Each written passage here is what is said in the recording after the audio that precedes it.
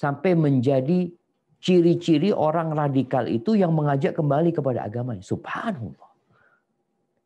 Siapa yang ngomong itu? Muslim lagi. Makanya ada usaha bagaimana umat Islam tetap di bawah kehinaan. Tetap menjadi ekor. Hibatifillah, dunia ini akan kita tinggalkan. Cepat atau lambat. Apapun yang kau kumpulkan di berangkas besi. Sebesar apapun tanah yang engkau miliki, kau hanya akan dapat bagian 1/2. Bas. Dan engkau akan ditanya di sana nanti tentang agama. Engkau akan ditanya tentang Rabbmu man Rabbuk. Apa agamamu?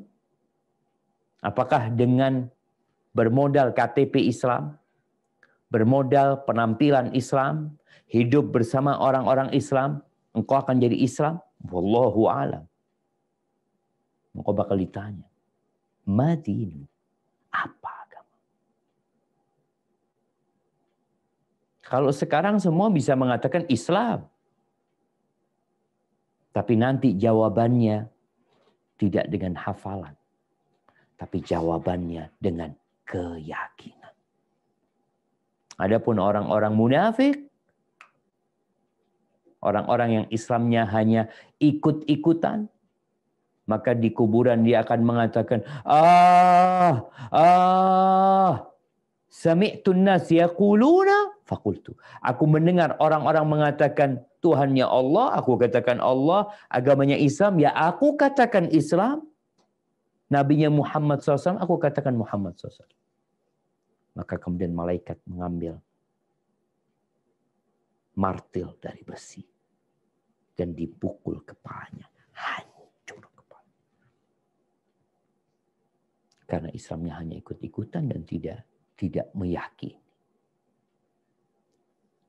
Ahibati fillah. Ada usaha di negeri kita dan di negeri Islam yang lain. Negeri-negeri yang umat Islamnya mayoritas. Untuk memandulkan Islam. Ada. Di salah satu televisi yang ada di Jazirah Arab sana. Diundang seorang tamu. Biasanya itu orang-orang yang diundang di televisi nggak semuanya benar. Kadangkala yang punya televisi memang bukan orang yang benar. Sehingga yang dia undang ke televisi dia orang-orang yang menyimpang yang membawa pemikiran dia. Ketika ditanya tamu ini tentang rukun Islam, apa kata dia? Rukun Islam ini dibuat ya, baru ada pada masa dinasti Abbasiyah. Jadi kira-kira 123 tahun setelah meninggalnya Nabi SAW. Baru ada rukun Islam. Kemudian dia mengatakan bahwasanya sebenarnya penduduk bumi itu semuanya Islam. Dan semuanya bakal masuk surga dengan agama mereka yang berbeda-beda. Yang penting mereka berserah diri sama Allah Azza wa Jalla. Ini di negeri Arab. Dan di Indonesia ada orang-orang seperti itu. Dan mereka punya mimbar. Mereka punya media. Mereka mendapatkan backup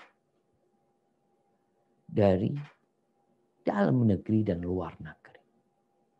Jadi kalau kita bicara teroris itu dapat dana dari luar, jadi ada teroris garis kiri yang mereka ingin menggoncangkan keyakinan umat Islam. Ini teroris yang garis kanan pun salah. Mereka punya pemikiran yang menyimpang yang akhirnya melakukan tindakan-tindakan yang terlarang dalam agama. Tapi ada yang garis kiri ini. Yang mereka mengatakan semua agama sama. Yang bahkan ada usaha untuk menghilangkan mungkin kolom agama, pelajaran agama. Emangnya kita bukan umat beragama? Yang ngomong muslim bagi KTP-nya. Kita bicara KTP dia Muslim. Apakah hati dia Islam? Wallahu a'lam. Kita menghukumin orang itu dari zahir. Ahibati fillah, di dalam hadis yang diriwayatkan Imam Bukhari dan Muslim dan imam-imam yang lainnya berkaitan dengan rukun Islam yang dianggap sesuatu yang baru. Karena rukun Islam ini menjadi standar mengetahui Muslim apa tidak. Nabi SAW mengatakan buniyal Islamu ada khams. Islam itu dibangun di atas 5 pondasi. Yang pertama syahadatu an la ilaha illallah wa anna Muhammadar Rasulullah. Yang kedua wa iqamis salah. Yang ketiga wa ita'iz zakah. Yang kelima saumi Ramadan, atau yang keempat saum Ramadan, yang kelima adalah haji ketika mampu. Ini bukan bikinan dinasti Abbasiyah. Ini ucapan Rasulullah Sallallahu Alaihi Wasallam. Maka berhati-hati dengan pemikiran-pemikiran yang sebenarnya pemikiran orientalis ya. Orientalis itu berusaha untuk menghancurkan umat Islam dari luar, mereka nggak mampu. Maka mereka harus pakai orang Islam untuk menghancurkan Islam sendiri. Dan itu yang terjadi. Di Indonesia, kenapa Belanda 350 tahun bertahan di Indonesia? Apakah karena Belanda itu jagoan? Belanda memiliki persenjataan yang lengkap. Jumlah pasukan mereka banyak pada masa itu. Ya, pada masa Belanda menjajah Indonesia itu tergantung jumlah biasanya. Jumlah banyak, mereka akan dapat mengalahkan yang jumlahnya sedikit. Jumlah Belanda nggak banyak. Tapi kenapa bisa bertahan? Karena banyak pribumi-pribumi yang berkhianat kepada negeri Indonesia. Kepada Nusantara. Dia jadi kaki tangannya Belanda pada waktu itu. Baca sejarah. Begitu pula dengan orientalis yang ingin menghancurkan Islam. Mereka nggak mampu bertahun-tahun. Soalnya kalau bukunya yang nulis orang kafir, yang ngomong orang kafir, Muslim nggak mau dengar. Tapi kalau yang ngomong Muslim, loh Muslim. Doktor. Profesor. Ya gimana nggak mau dengar? Maka benar-benar sangat berbahaya. Rasulullah SAW menyuruh kita kembali kepada agama kita. Hari ini kita ingin belajar dari pertama. Yang pertama berkaitan dengan ucapan la ilaha illallah. Ahibati fillah. Apa sih makna syahadat? Asyhadu an la ilaha illallah. Yang kadangkala kita lihat ada non-muslim, kalau mau nikah sama muslimah, datang ke KUA, menyatakan keislaman, kawin dia.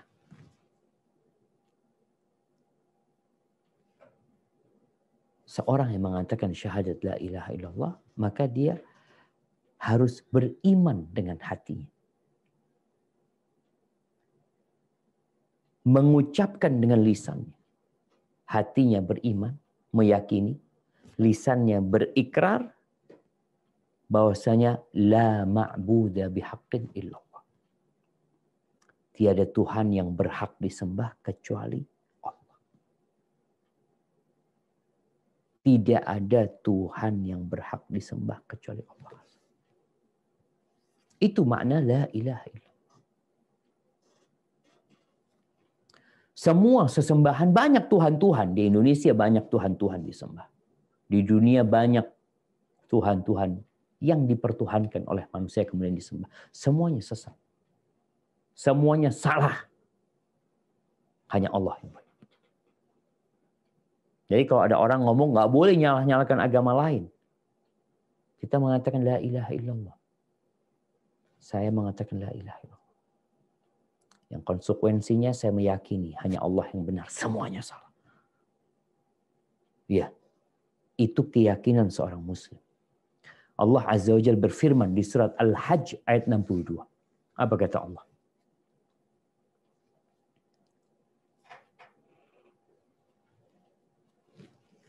A'udzu billahi minasy syaithanir rajim.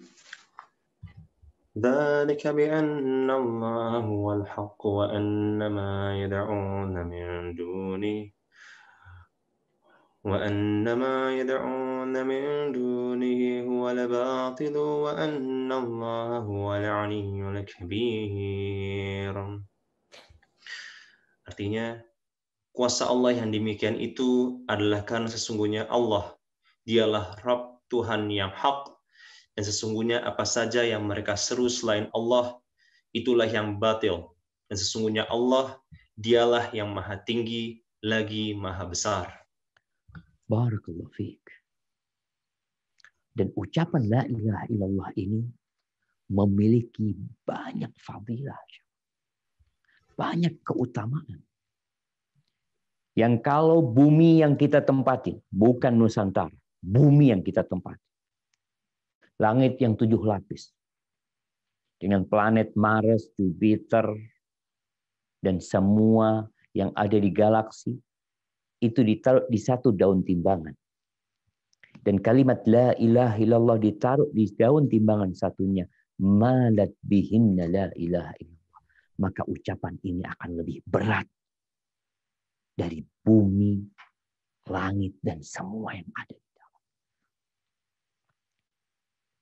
Makanya nggak akan mampu ya orang itu mensifati secara menyeluruh tentang kalimat la ilaha illallah. Dan semua orang-orang yang berilmu pun kalau mau menggali tentang la ilaha illallah ini, tetap kalimat ini lebih dalam dari apa yang mereka gali. Lebih luas dari apa yang mereka jelaskan. Dan kalimat inilah kunci surga. Subhanallah. Ahibati fillah. Orang yang mengatakan la ilaha illallah, dia harus tahu bahwa kalimat ini memiliki 2 rukun. La ilaha illallah. Yang pertama adalah menafikan. Ketika orang mengatakan la ilaha, tiada Tuhan. Loh, apa maksudnya?